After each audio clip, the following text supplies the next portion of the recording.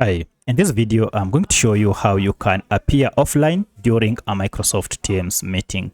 If you are in a Microsoft Teams meeting and you wish just to mark yourself or appear offline during in-call, it's pretty simple. Just follow these steps. If this video helps, please like and subscribe to this channel.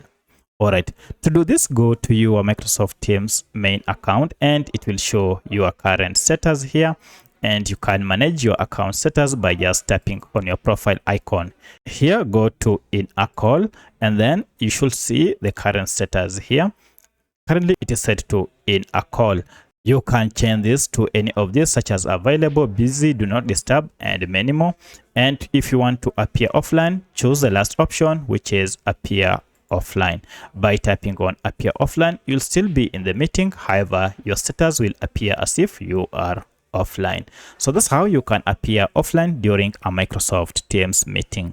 If you have any other question, kindly let me know in the comment section. Otherwise, thanks for watching and let's meet in the next video.